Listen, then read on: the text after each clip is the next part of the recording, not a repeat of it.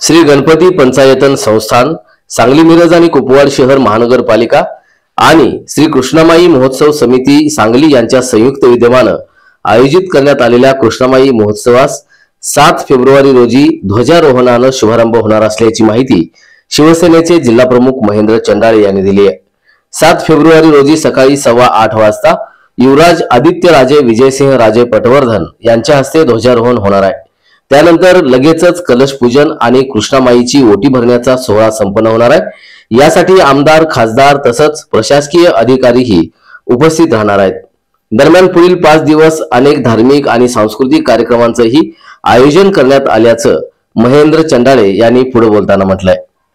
पाहूया। आपली आई कृष्णामाई, त्याच्या विना जीवनच नाही।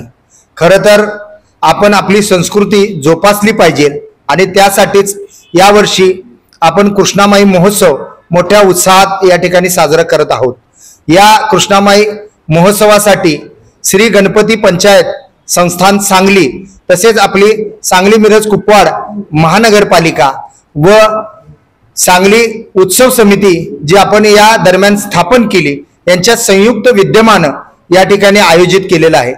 या कार्यक्रमास सर्वच आपल्या पंचकृषीतील साधू संत मोठ्या संख्येने या ठिकाणी उपस्थित राहणार आहेत। कार्यक्रमाची सुरुवात आपलं परमपवित्र भगवत ध्वज पूजून या ठिकाणी सुरुवात होणार आहे। त्या उद्घाटन सोहळ्याला आपल्या सांगलीतील सर्वच वरिष्ठ अधिकारी, माननीय आमदार साहेब, खासदार साहेब व इतर मंडळी या ठिकाणी उपस्थित राहणार आहे। ध्वजाचं पूजन हे आपले श्रीमंत युवराज आदित्यराजे विजयसिंह राजे पटवर्धन यांच्या हस्ते होणार असून यामध्ये आपण अनेक कार्यक्रम आयोजित केले, ज्यामध्ये सामाजिक, सांस्कृतिक व नदी संवर्धनावर पण आपण विषय या ठिकाणी घेतलेले आहे।